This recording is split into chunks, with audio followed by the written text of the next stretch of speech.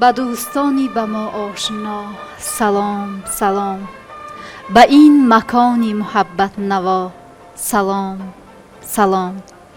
به صبح کشور پهنا هزار شکرانه، به شام غرق به نوروزیا سلام سلام. به آن که حفظ کند صلح را ثنای زیاد، به جمله مردم وحدتگرا سلام سلام.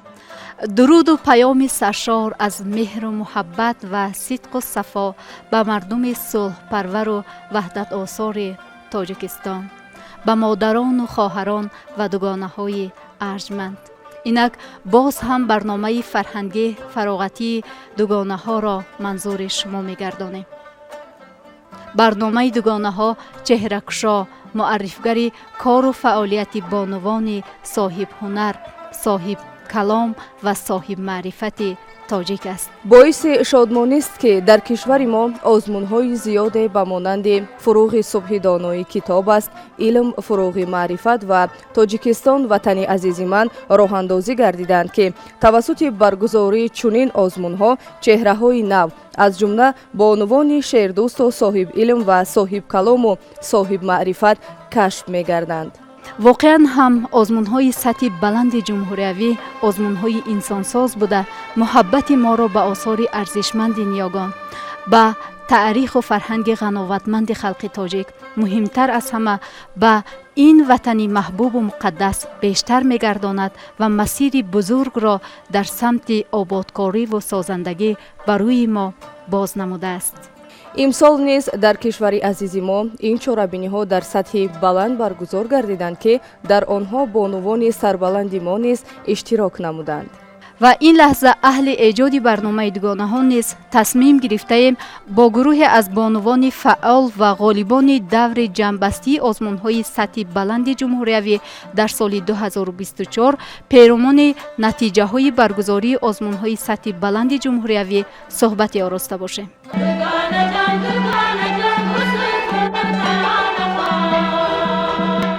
تماشابینان عزتمند، اینک صحبت خود را با شاه بیگم ملک شاهزاده آموزگار، دیرکتور مرکز آموزشی و دستگیری زنان راهبری کننده و بالایقت اکادمی اداره‌کنی دولتی نزد پرزیدنت جمهوری تاجیکستان آغاز میکنیم.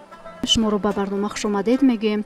چطور میدانیم شما در دوام فعالیت آموزگاری خود در برابر اجرای رسالت بزرگ مادری و همسری، در برابر نگاه داشتن خانواده سالم، اینچنین در تعلیم و تربیت شایسته فرزندان خلق سهمگزار هستید و همچنین برای فعالیت کاربرد و پیشنهاد زنان فعال و راهبری کننده نیز مسئولیت خوب نشان میدهید و اینچنین در نمودن شاگردان خود در آزمون‌های سطح بلند جمهوریوی سهم خود را میگذارید و همچنین در دورهای ناحیوی تا دورهای جمهوریوی همچون اعضای حکمان فعالیت پرثمر نشان داده اید.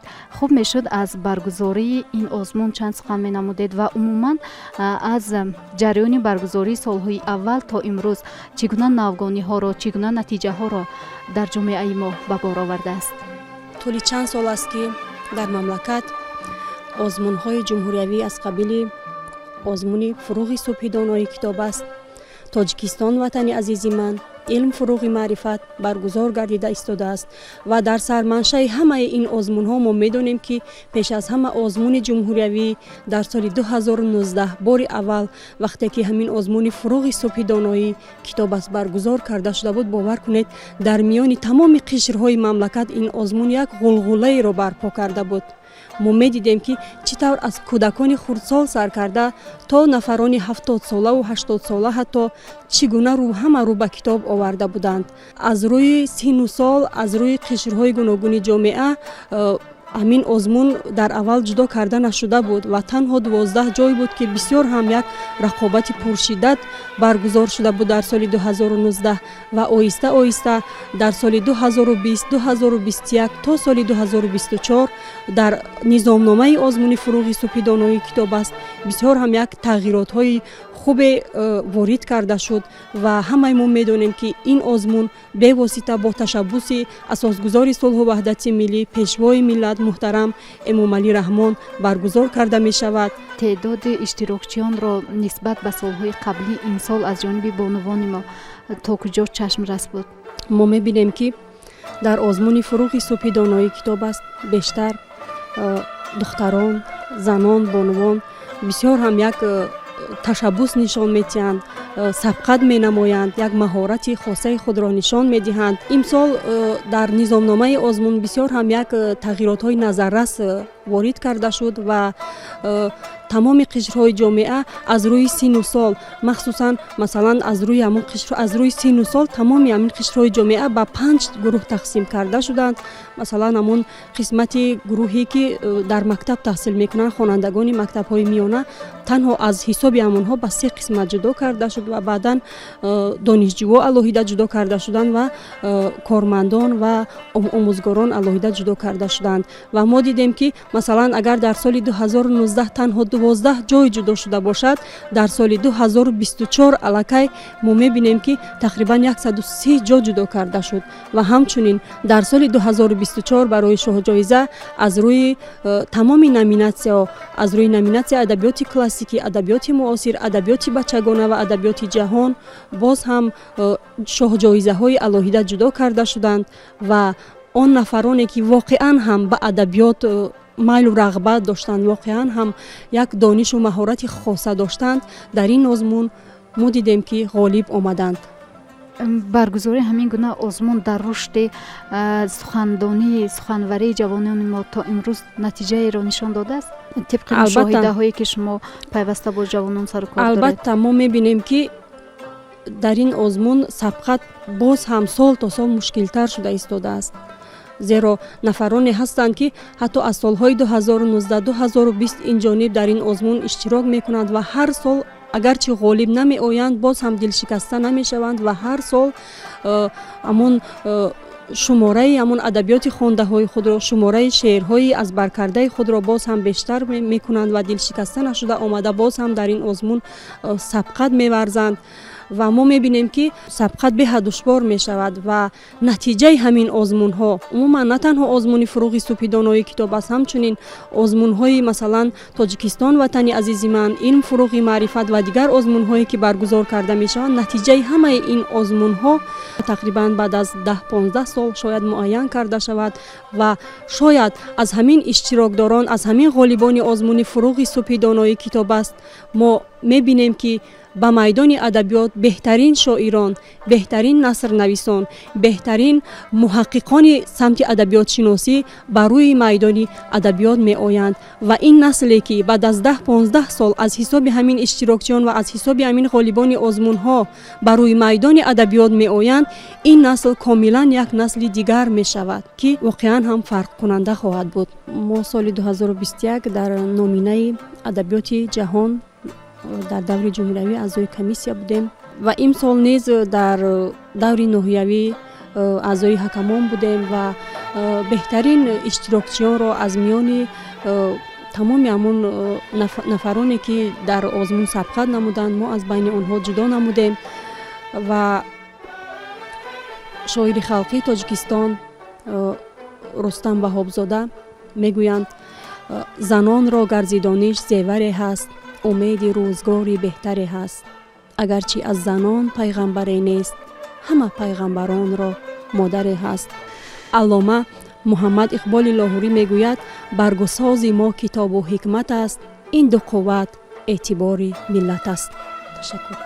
бале воқеан ҳам бо баргузор гардидани озмунҳои сатҳи баланди ҷумҳуриявӣ бахусус озмуни фурӯғи субҳи доноии китоб аст мо мушоҳида намудем ва умуман мушоҳидаҳо нишон медиҳанд ки теъдоди бештари иштирокдорон ё худ довталабони озмунҳои сатҳи баланди ҷумҳуриявӣ бахусус озмуни фурӯғи субҳи доноии китоб астро бонувон ташкил медиҳад ва ин ҳам барои дар оянда рушду камол ёфтани наслҳои босаводу бомаърифати миллати тоҷик дарак медиҳад, чун зани босаводу донишманд метавонад ки дар таълиму тарбияи наслҳои солиму созанда саҳмгузор бошад.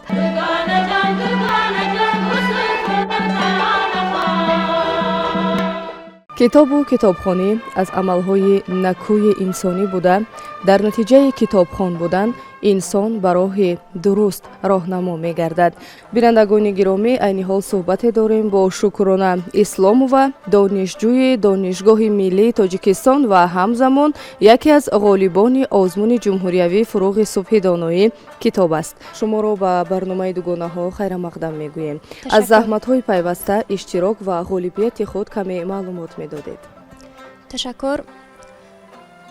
китоб манбаи ақлу заковат, донишу маърифат ва чароғи хомӯшнашавандаи илму савод аст. ҳар он нафаре ки китобхону китобдӯст аст, бешак дар зиндагӣ пайваста муваффақ асту шодии ҳамеша ӯро ҳамроҳст. маҳз ҳамин рисолати китобро ба инобат гирифта, бо амри пешвои муаззами миллат муҳтарам Эмомалӣ Раҳмон шурӯъ аз соли 2019 инҷониб озмуни ҷумҳуриявии фуруғи субҳи доноӣ китоб аст дар саросари кишвар ташкил ва баргузор гардида истодааст, ки шурӯъ аз соли 2019 инҷониб тӯли 6 сол аст ки дар саросари кишвар ин озмуни сатҳи ҷумҳуриявӣ дар сатҳи ниҳоят баланди илмӣ, маърифатӣ ва фарҳангӣ ташкил ва баргузор гардида истодааст. ман низ аз ҷумлаи хушбахттарин ҷавони даврони истиқлолият ҳастам, ки иштирокчӣ ва ғолиби даври ниҳоии ин озмун дар соли 2024 мебошам. тӯли 4 сол аст ки дар ин набардгоҳи зеҳнӣ ашъори худро бар тан зиреҳу каломи худро шамшер намуда иштирок кардам ва соли 4-уми иштирокам аз рӯи номинатсияи 5-ум эҷоди назм ё худ шоирӣ ба ман ноил гардид, ки дар ин озмуни сатҳи ҷумҳуриявӣ муваффақ гардам ва дар ин озмун сазовори ҷои аввал гардидам. ва ин албатта ибтидо мегирад аз бедорхобиҳои ман, ибтидо мегирад аз мутолиаи зиёди ман ва ибтидо мегирад албатта аз ҷаҳду талоши ман, ки тӯли ин 4 сол дар роҳи такмили саводи худ кӯшиш кардам ва маҳз ҳамин буд, ки тавонистам имрӯз муваффақ гардам. ашъоре ки барои доварон пешниҳод намудам иборат буд аз як достони мукаммал, 20 ғазал, 20 рубоӣ, 10 дубайтӣ, 3 мухаммас, 2 тарҷебанд, 2 таркиббанд, 4 қасида, 5 шеъри сафед ва 10 суруди ватандӯстона, ки тибқи низомнома омодагӣ дидам ва ашъоре ки барои доварон пешниҳод кардам албатта мавриди писанд ва қабули доварон гардид, ки ин аз ғолиб гардидани ман дар ин озмун шаҳодатдиҳанда аст ва хушҳол аз онам, ки тавонистам то ҷои худро муаррифӣ созам ва кӯшиш мекунам, ки дар оянда боз шеърҳои хубтару ҷолибтаре пешниҳоди хонандагон намуда бошам. аз ҳамон ашъоре ки ба озмун пешниҳод намудед, мисраеро қироат мекардед барои бинандагони барномаи дугонаҳо. албатта тарҷебанде дорам бо номи ҷон тоҷикистонам ба пеш, ки илҳом гирифтам аз ҳамон сухани пешвои муаззами миллат, ки дар саросари ҷумҳурӣ ҳамчун шиор истифода бурда мешавад, яъне тоҷикистон ба пеш, ва мехоҳам онро қироат намуда бошам. ошиёни ҳамдилон эй тоҷикистонам ба пеш, то ба авҷи каҳкашон эй тоҷикистонам ба пеш. ин шиори сарвари давлат барои миллат аст дар ҳама даври замон эй тоҷикистонам ба пеш. бо каломи дилкаши дури дарӣ гӯям ба пеш, тоҷикистонам ба пеш, ҷон тоҷикистонам ба пеш. ахтари сулҳу амонӣ то абад тобанда бод, шаҳкитоби қисмати мо ибрати оянда бод. пешвою раҳнамои халқи мо поянда бод, ҷовидону ҷовидон ин тоҷикистон зинда бод. бо каломи дилкаши дури дарӣ гӯям ба пеш, тоҷикистонам ба пеш, ҷон тоҷикистонам ба пеш. тавре коршиносон иброз медоранд, дар ягон давлати дунё аз ҷониби ҳеҷ як сарвари давлате чунин чорабиниҳо роҳандозӣ нагардидааст. воқеан баргузории чунин чорабиниҳо барои дарёфти чеҳраҳои наву суханвар дар маҷмӯъ ҳам дар самти адабиёт, ҳам дар самти илму техника ва ҳам дар самти санъату ҳунар яке аз пешниҳодҳои муфид барои ҷомеаи Тоҷикистон мебошад ва ҷавононро мебояд ки аз ҳамаи ин имкониятҳои фароҳам намудаи ҳукумати ҷумҳурии Тоҷикистон самаранок истифода баранд ва дар чунин озмунҳо иштирок намуда дониши худро бисанҷанд ва сайқал бидиҳанд. натиҷаи баргузории чунин озмунҳост ки кадрҳои нав кашф шуда истодаанд, махсусан дар самти фарҳангу ҳунар. бинандагони гиромӣ, айни замон сурудеро дар иҷрои Раҳматулло Қувватов, яке аз ғолибони озмуни ҷумҳуриявии Тоҷикистон ватани азизи ман, манзуратон мегардонем ва баъдан барномаи дугонаҳоро идома хоҳем дод.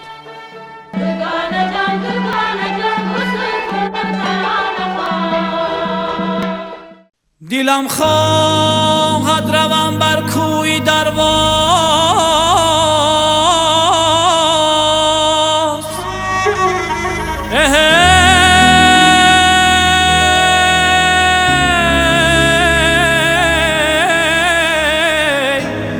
کنم جان را فدای یاری درواز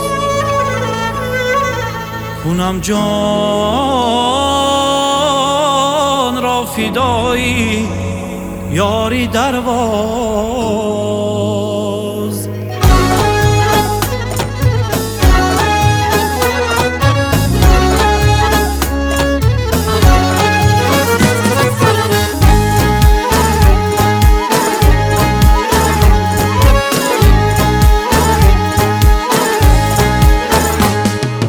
کاکل دراز به درواز می رود، غمزه کدی آه چی بناز می رود. کاکل دراز به درواز می رود، غمزه کدی آه چی بناز می رود. در عشقی تو ای پری جیگر می سوزد، کاکل دراز به درواز می رود. از آغا علم عشقی به سر می سوزد،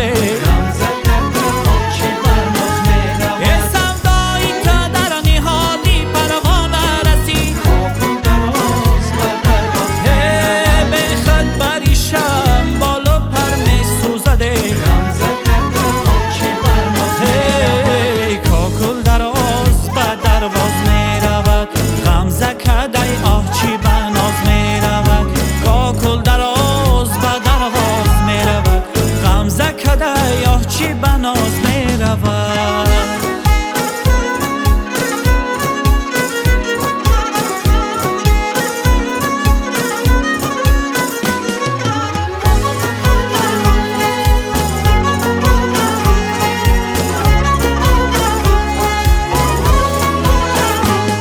زن در درواز، زنگی کلان در درواز، چی خوب و بلنده یا چی نارای درواز.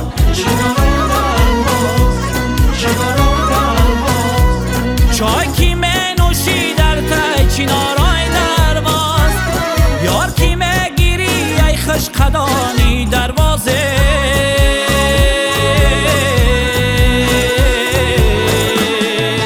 کاکل دراز به درواز می رود، غمزه کدی آه چی بناز می رود. کاکل دراز به درواز می رود، غمزه کدی آه چی بناز می رود. غمزه کدی آه چی بناز می رود.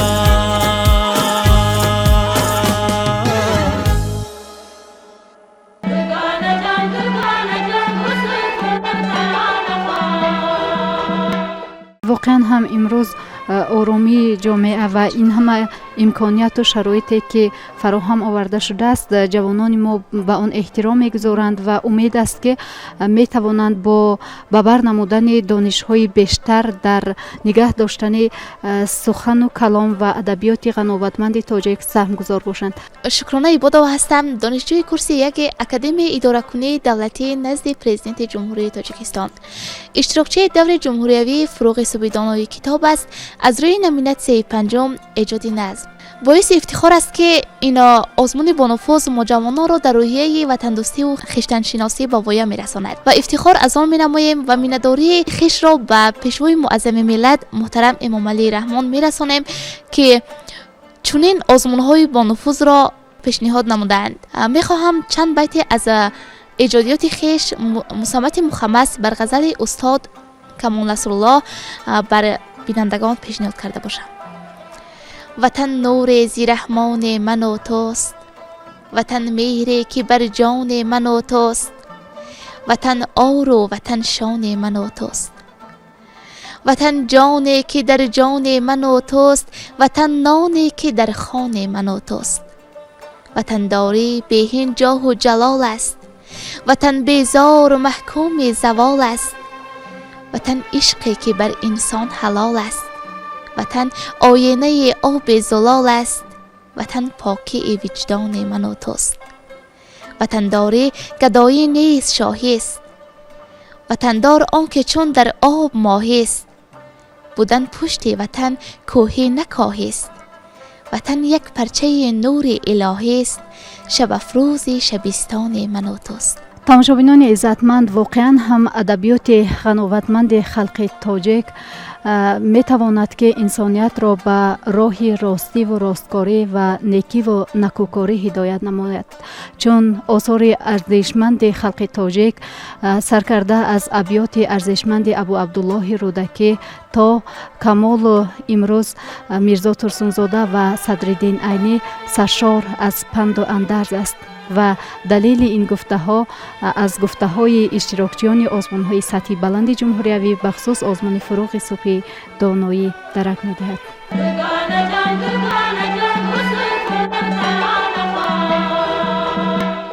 تاجیکستان کشوری آزاد من، منزلم سرمنشه بنیاد من، در کنارت چشم خود وا می کنم، عشق پاکت را به دل جا می کنم، حفظ آب و حفظ خاکی چون زرت، حفظ مرز و حفظ جان سرورت، پیشوای تاجیکان اندر جهان، سروری بس مهربان تاجیکان، دشت و باغ و گلشن زیبای من، مرز و بوم دهر ناپیدای من، با سخن اعزاز گویم بهر تو، با سرود و ساز گویم بهر تو، گر بهارت شیر آغاز من است، برگ گل شهبال پرواز من است، خدمتت را می کنم از جان و تن، سرپناه و مظهر من ای وطن.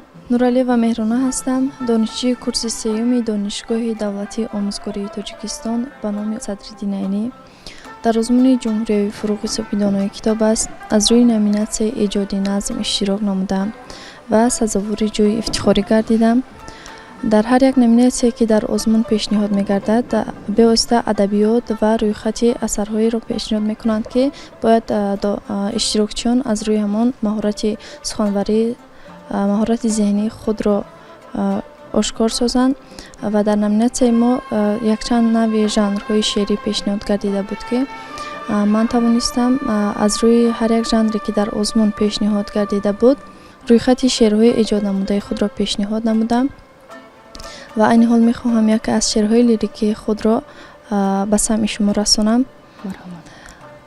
از حضورت پادشاه دل چو گلشن خانه است، نور اندر خیشت خیشتی این دری کاشانه است، چون اسیر گشتم اندر دیار عشق تو، خود نمی بینی مگر بر دست پا زولانه است، در دورنج هجر می سوزد دلی آشفتگان، عاقبت در دست مهجوران ببین پیمانه است، حسن محبوبش ببیند دیده دیر انتظار، بین که در سودای لیلی قیس خود دیوانه است، عاشقی خود سوختن بوده است در دریای عشق، ورچرا پیوندی آتش سینه پروانه است، مهری ما را می توانی دید با چشم دلت، مهر پرور از برای تو فقط مهرانه است.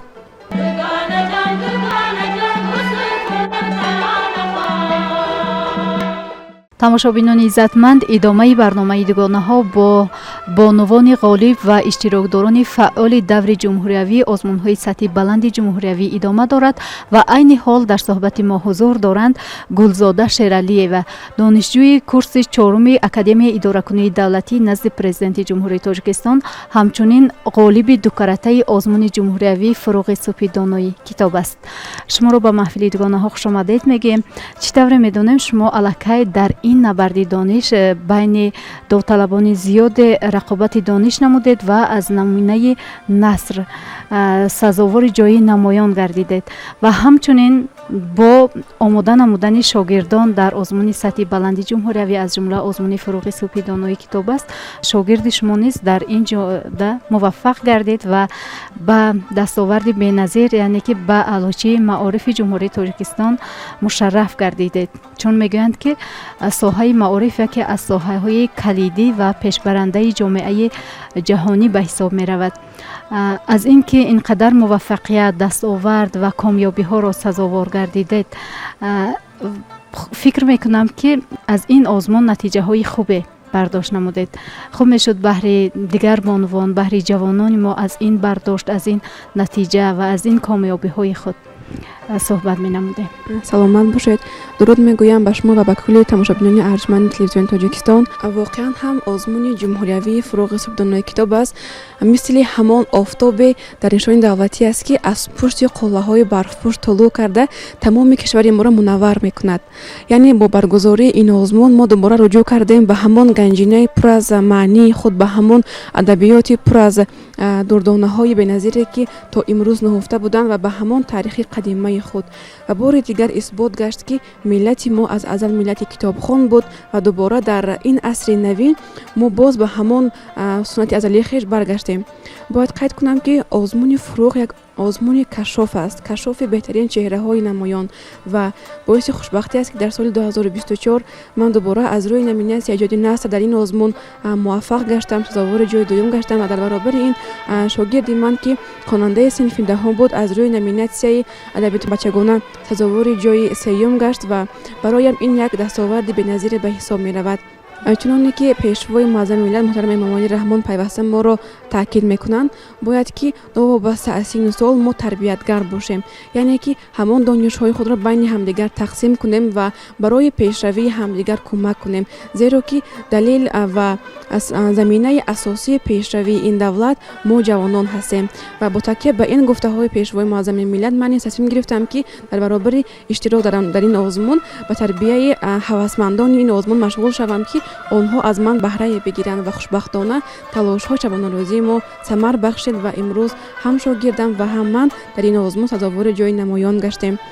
бояд қайд кунам ки бояд ҳар як иштирокчии ин озмун, ҳар ғолиби ин озмун ҳамеша дурахшон бошад, яъне ки баъди ғолибият онҳо гӯем мисли ситораҳои муваққатӣ хомӯш нагарданд. бояд ки онҳо ҳамон илми худро дар амал исбот намуда аз пайи ҷустуҷӯи муваффақиятҳои навбанав ва аз паси тарбияи насли наврас гарданд, ки албатта рисолати дараҷаи аввали онҳо ба ҳисоб меравад. ва албатта дар ин озмун ғолиб шудан хуб аст, яъне ки як масъулияти бузург аст, аммо ба фикри ман аллакай иштирокчи ин озмун будан як ифтихори дигар аст ки аллакай дар ҳар як муассиса, дар ҳар як донишгоҳ аз ин ифтихорҳо ҳастанд. ва ман тавсия мекунам ба ҳамаи он нафароне ки айни ҳол моро тамошо мекунанд рӯ оранд ба ин озмун, яъне ки ин озмун ба мо чӣ медиҳад. дар дараҷаи аввал барои мо ин озмун як масъулият аст ки иродаи моро устувор мегардонад, яъне ки бо ҳамон шабҳои бехобӣ, бо ҳамон заҳматҳои худ мо ба як иродаи устувор комёб мешавем, ки ин албатта дар зиндагии мо барои муборизаҳои минбаъда заминагузор мешавад. ва ин озмун озмуни пайвандгар аст, озмуни рафоқатовар аст ки миёни тамоми ҷавонони ҷумҳурӣ пайваст гаштааст. ва ман бисёр мехостам ки тамоми ғолибони ин озмун яъне ки минбаъд ҳам фаъол бошанд, минбаъд ҳам дурахшон гарданд ва минбаъд ҳам барои пешравии ин миллат, ин сарзамин кӯшиш намоянд. ва бояд ҳар насли тоҷик донанда ва хонандаи асарҳои беҳтарин бошад. шумо ки ҳамчун ғолиби дукаратаи озмуни Фуруғи Субҳи Доноӣ китоб аст мебошед, дар ин замина ва дар ин баробар баргузории дигар озмунҳои сатҳи баланди ҷумҳуриявиро дар рушду муаррифии соҳаи санъат ва ихтироъкорӣ ва навоварии кишвар чӣ гуна шарҳ медиҳед? برای ما معین است که آزمون فروغ ادبیات را برای تمام ملت ما عمومی گردانید. اینه که الکی هر اشتراکچی این آزمون داننده شعر هست، داننده حکایه هست. البته این خوب است، اما چون می‌بینیم الکی در تمام جامعه جهانی اساس پیشرفت دولت این پیشرفت تکنولوژی آن میباشد و با توجه به این مسئله الکی آزمون علم فروغ معرفت به این مسئله توجه کرده است که باید ما دانندگان علم‌های طبیعی و ریاضی، همزمان فیزیک و شیمی و دیگر علم‌های معاصر را نیز داشته باشیم و خوشبختانه امروز در بین تمام دانشجویان و محصلین مؤسسه‌های عالی و میانه کشور نفرانی هستند که آنها با همان ازبرکنی علم‌های معاصر فیزیک و شیمی و بیولوژی و مانند اینها الکی توانستند برای رشد این علم‌ها سهمگذار باشند و من باور دارم که در آینده اشتراکچیان و غالبان نامیناسیون اختراعکاری این آزمون‌ها دستگیری یافته اختراعهای آنها برای پیشروی مملکت ما گویم استفاده برده می شود و البته برای گویم تهیه و در عمل ساختن اختراعات های آنها توجه مملکت بیشتر ظاهر می گردد. بسیار سپاس میگویم برای اشتراک و ابراز اندیشه های سازنده در برنامه. تماشابینان عزتمند چطور میگویند نابرده رنج گنج میسر نمی شود.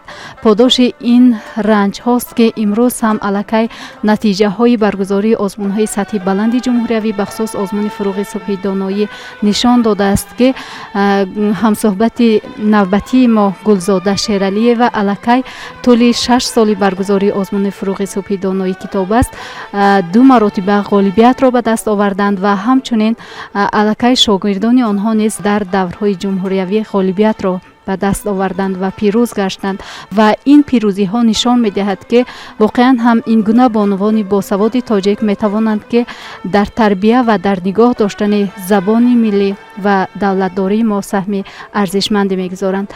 تماشابینان عزتمند این لحظه سوژه تهیه نموده همکارمون موزونه زیادالله را دایر به رفت جمع‌بست آزمون‌های سطح بلند جمهوری منظور شما می‌گردانیم. سپس صحبت را ادامه می‌دهیم.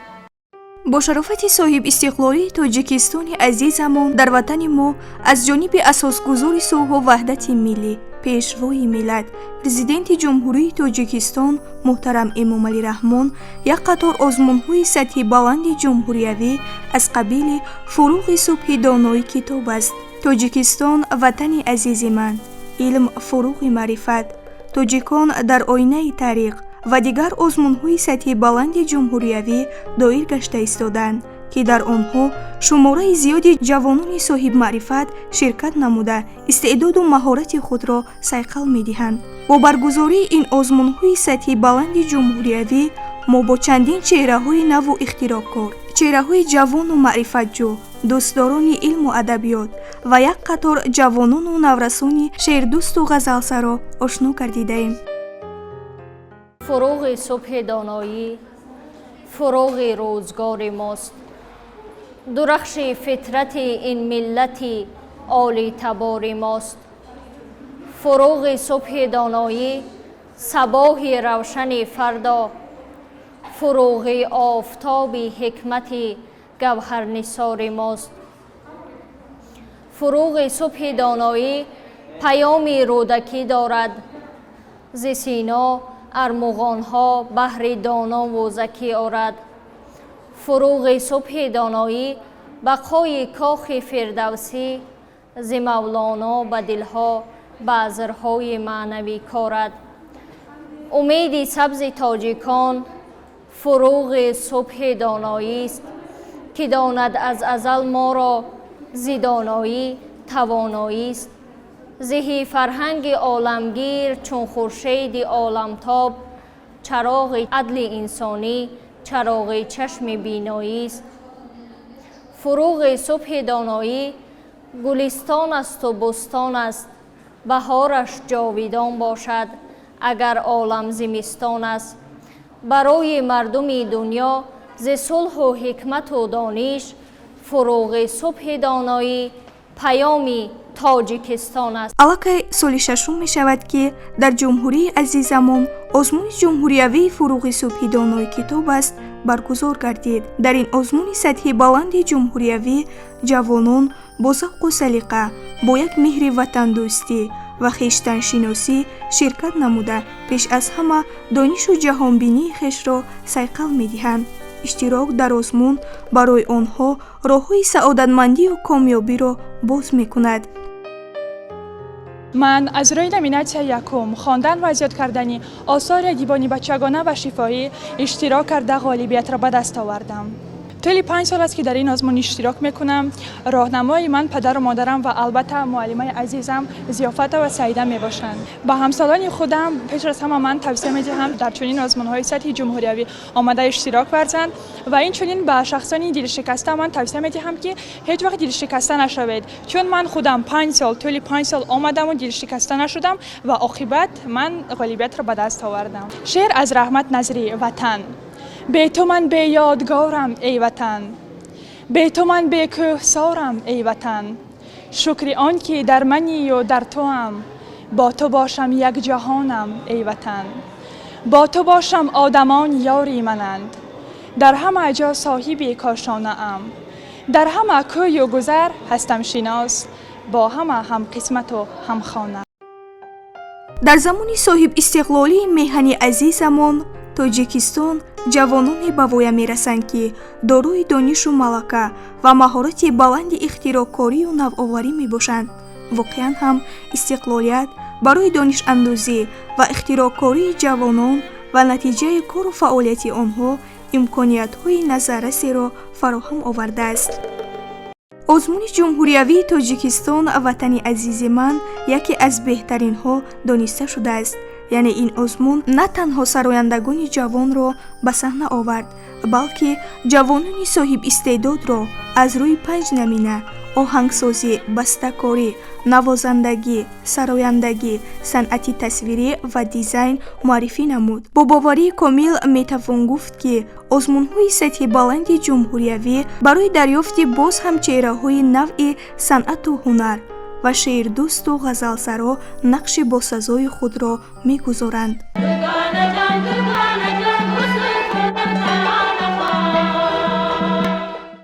бинандагони гиромӣ ёдовар мешавем ки барномаи дугонаҳо аз телевизиони тоҷикистон идома дорад ва ин навбат иштирокчиёни барномаи дугонаҳо ғолибони озмунҳои ҷумҳуриявии тоҷикистон илм фурӯғи маърифат тоҷикистон ватани азизи ман ва фурӯғи субҳи доноӣ китоб ҳастанд.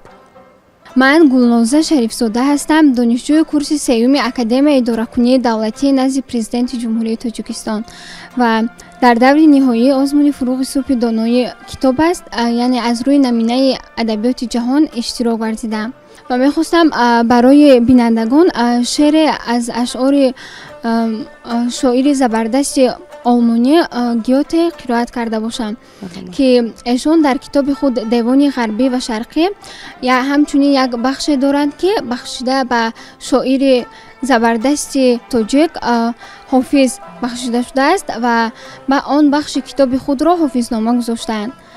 ҳофизо бо ту баробар будан чӣ хаёлест маҳол, хешро чун ту ба қадр афзудан нест ҷуз айни вобол, ту чунон киштӣ паром биравӣ карда огард дили дарёро, нашавӣ дастхуши тӯфоне ғулғул андозӣ ҳама паҳноро, шеъри ту ҳадди камол асту ҷамол, гоҳ чун мавҷи шарар ҷону диламро сӯзад, гоҳ монанди насими саҳар аз тарфи чаман ба дилам накати гулбоҷи баҳор андозад.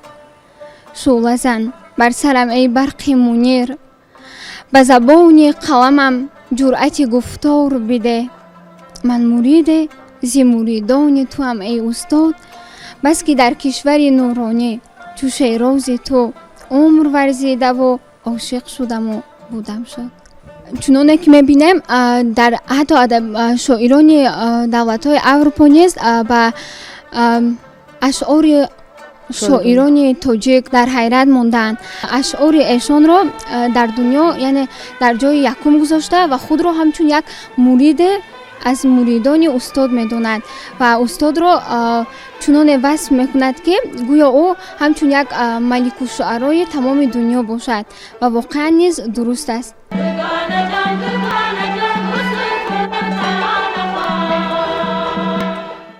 ман мирзовалӣ, донишҷӯи курси сеюми донишгоҳи давлатии омӯзгории тоҷикистон ба номи Садриддин Айнӣ мебошам.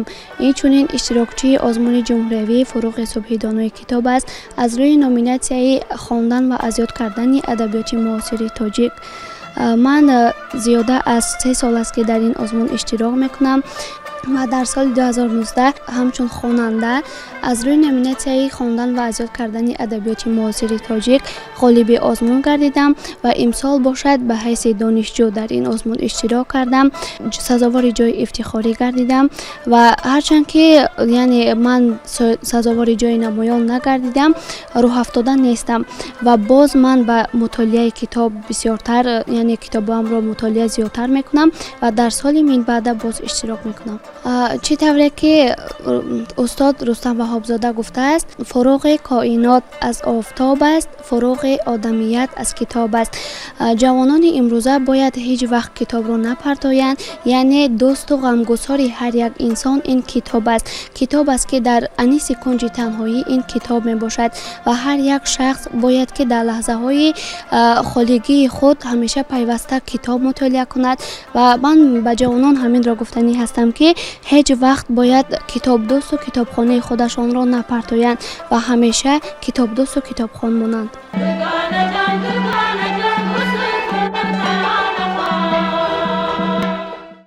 илмат ба амал чӯёр гардад, қадри ту яке ҳазор гардад. миллатеро ки дар он ба илм таваҷҷӯҳ зиёд аст, ояндаи дурахшон интизор аст.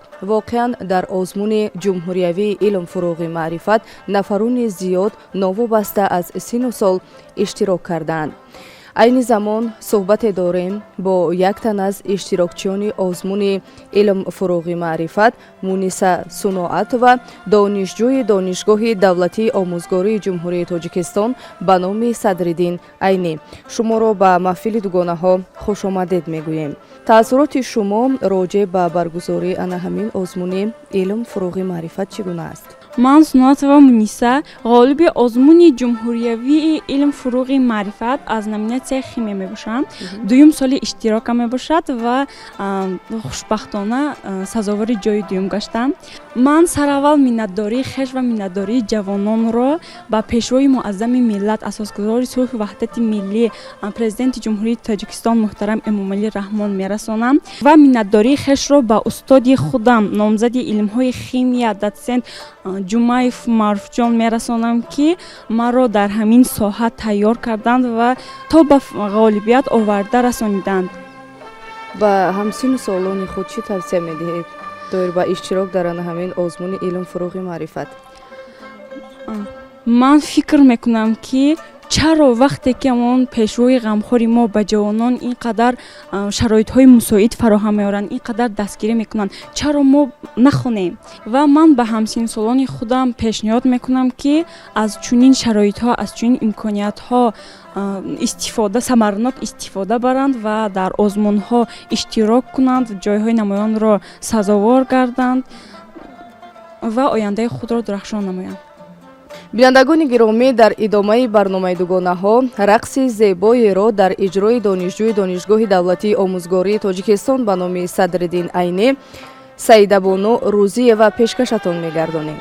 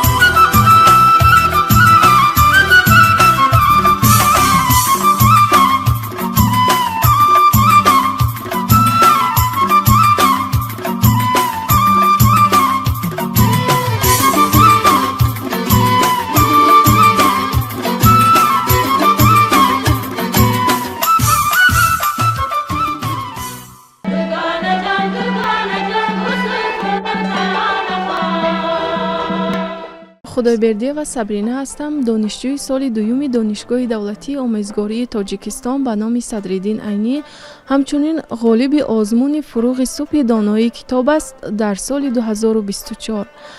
سال دوم است که در این آزمون اشتراک می نمایم و همچنین از روی نامیناسیون پنجم ایجاد نثر و نظم در بخش نثر اشتراک نمودم و با اعضای حکمان پیشنهاد نمودم یک عدد پوست یعنی قصه، یک عدد دراما، 5 تا حکایه، 5 تا افسانه و 2 عدد اسه.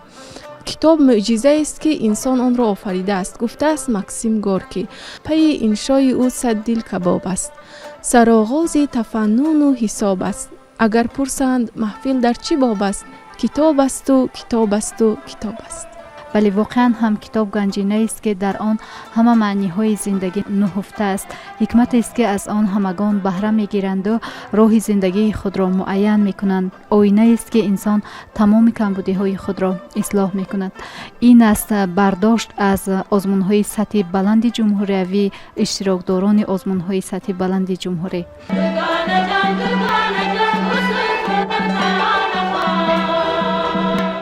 تماشابینان عزتمند، ادامه برنامه دوگانه هاست و میگویند که اگر خواهیم که استقلالیت کامل وطن را تقویت بخشیم، پس میباید که کادرهای باسواد، دانشمند و با لیاقت و با معرفت را تربیت نماییم و البته برگزاری آزمون‌های سطح بلند جمهوری نیز در این سمت نقش و نتیجه های خوبی را به بار آورده است و خرسندی آور است که امروز از جانب بانوان برندگان شاه جایزه آزمون‌های سطح بلند جمهوری به خصوص آزمون فروغ صبح دانایی کتاب است زیاد می‌گردد. این لحظه باشد در صحبت ما حضور دارند برنده شاه جایزه آزمون فروغ صبح دانایی کتاب است از روی نامیناسیون ادبیات معاصر تاجیک صبرینا شریف زاده.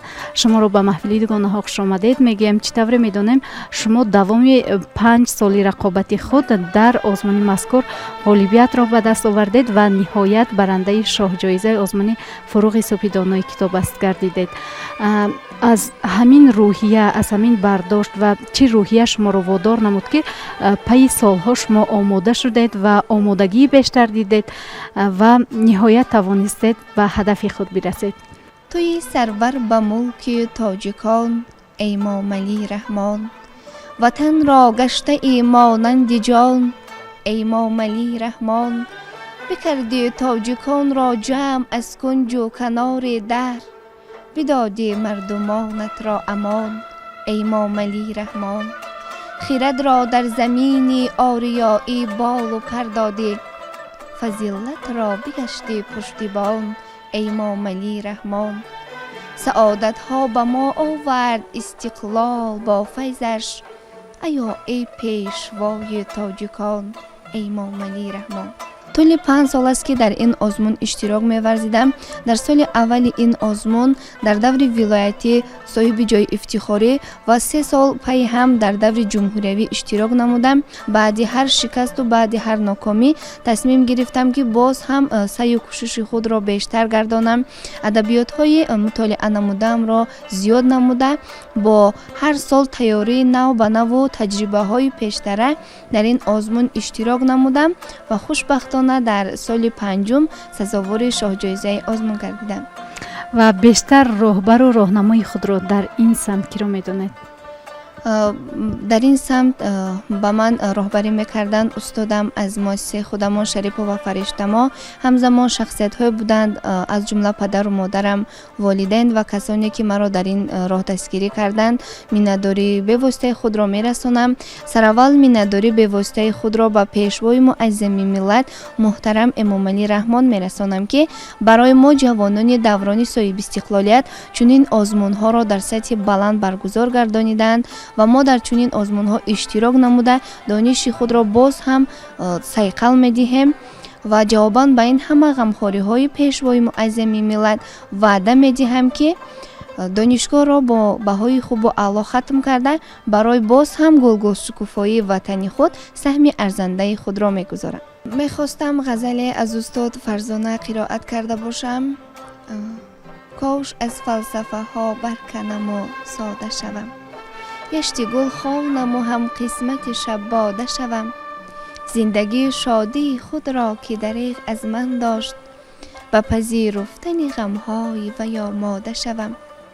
بودنم آینه بود که زنگار گرفت، که زدانده زنگار که آزاده شوم.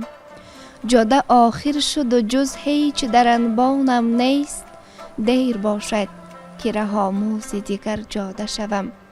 منم آن قفل دری راست که خوردش دانی، به همه بسته شوم، بهر تو بگشاده شوم.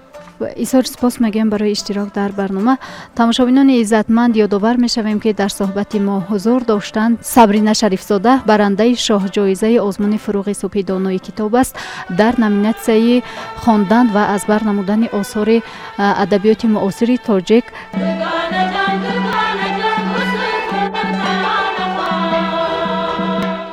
бинандагони гиромӣ, тавре ба ҳамаи мову шумо маълум аст, бартарии ана ҳамин озмунҳои ҷумҳуриявӣ дар он аст, ки тамоми қишри ҷомеа новобаста аз сину сол метавонанд дар онҳо иштирок намоянд. айни ҳол суҳбате дорем бо омӯзгори академияи идоракунии давлатӣ назди президенти ҷумҳурии тоҷикистон Парвина Муродова ва ҳамзамон иштирокчии озмуни ҷумҳуриявии фуруғи субҳи донои китоб аст. шуморо ба барномаи дугонаҳо хайрамақдам мегӯем. мегуфтед ки оё ба роҳ мондан ва баргузор намудани озмуни фуруғи субҳи донои китоб аст мо метавонем дар зеҳну замири сокинони кишвар ҳисси ватандӯстиро бештар бедор намоем. ташаккури зиёд. оре албатта خیلی خوشبختم که سال دوم است در این آزمونی با نفوذ با نام فروغ صبح دانایی کتاب است اشتراک می‌ورزم. اما من دیده ایستادم که سال است سال رقابت سخت شده ایستاده است و شاید همین سبب شد که من جای افتخاری گرفتم، سزاوار جای افتخاری شدم. ژان یوبرت می‌فرماید که برای درک کردن معنی عالی اونقدر وقتی صرف می شود که برای یک اثر صرف شده است. واقعا هم درست است. شاید از همین سبب باشد که من خیلی از خود مطمئن بودم ولی به سوالهای حکمان جوابی درست گفتن نتوانستم. شاید از همین سبب باشد ولی راه افتاده نیستم و میبینم امروز که خیلی خرسند هستم که جامعه ما الکی خیلی با کتابخوانی رو آوردند. دانشجویان وقتی که ما به تالار کتابخوانی می رویم، کتابخانه ملی پر از دانش کتابخوان هستند و وقتی که بحث علمی می شود یک آدم خیلی روحیش بالیده می شود، چون که می بینیم که در حقیقت ما نسلی هستیم که نسلی رو تربیت می کنیم که الکی آنها چند قدم از ما به پیش می روند. یعنی ما می توانیم با باوری گوییم که این خیلی تشبوسی خیرتمندانه پیشوای معظم ملت ما است که این رو به نظر گرفتن و این رو راهاندازی کردن،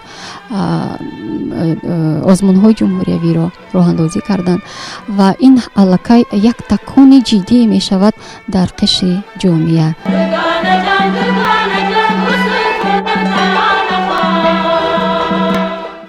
тамошобинони иззатманд, идомаи барномаи дугона ҳост ва айни ҳол дар суҳбати мо ҳузур доранд донишҷӯи донишгоҳи миллии Тоҷикистон, ғолиби озмуни фуруғи субҳи донои китоб аст Парвина Назирова.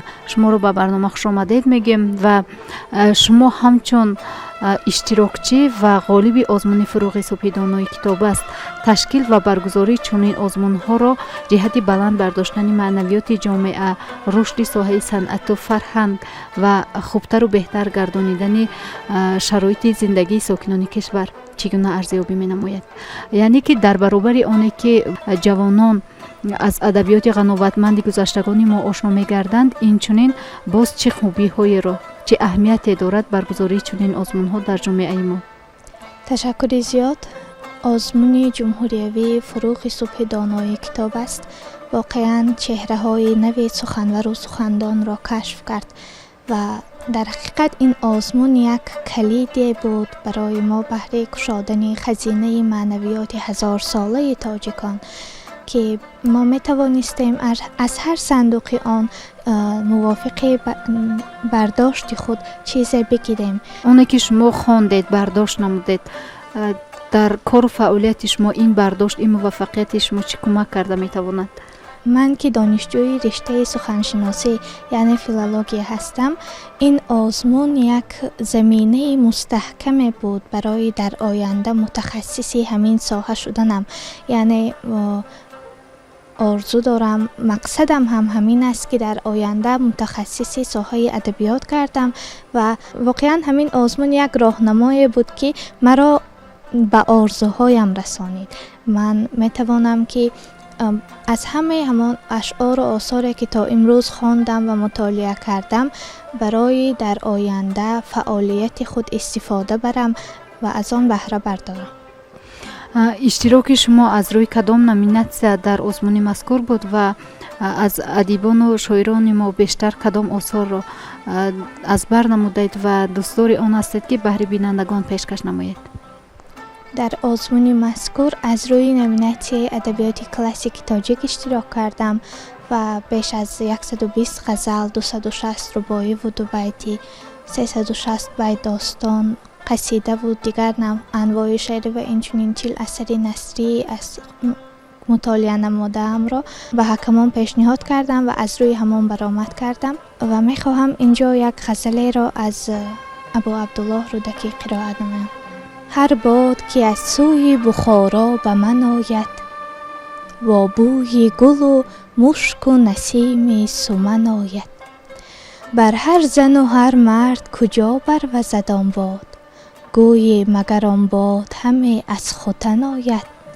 نه نه ز ختن باد چنین خوش نوزد هیچ، کان باد همه از بری معشوق من آید. ای ترک کمر بسته چنانم ز فراقت، گویند قبای تو مرا پیرهن آید. هر شب نگرانم به یمن تا تو برآیی، زیرا که سهیلی و سهیل از یمن آید. کوشم که بپوشم صنما نام تو از خلق، تا نام تو کم در دهن انجمن آید. با هر کی سخن گویم اگر خواهم و گر نه، اول سخنم نام تو اندر دهن آید. سلامت باشید. بسیار سپاس میگویم برای اشتراک در برنامه. تماشابینان عزتمند، واقعا هم برگزاری آزمون‌های سطح بلند جمهوریوی چون پدیده است که چهره‌های نو را کشف نموده روی صحنه تاجیک در سمت سخندانی و سخنوری، ساحه صنعت، اختراع‌کاری و نوآوری کشف نموده ایستاده است و این است که زحمت‌های شبانه روزی و زحمت‌های پیوسته اشتراکداران آزمون‌های سطح بلند جمهوریوی است که امروزها در صحنه‌های تاجیک جوانان صاحب استعداد روی کار آمدند و اطمینان است که آنها میتوانند با مهارت و استعداد خود نگهدارنده ساحه صنعت و معارف خلقی تاجیک باشند. از این خاطر سرود را در اجرای غالب جای افتخاری دور نهایی آزمون تاجیکستان وطنی عزیز من، دانشجوی دانشگاه دولتی آموزگاری تاجیکستان به نام صدرالدین عینی، مدینه منبوی و منظور شما میگردانیم.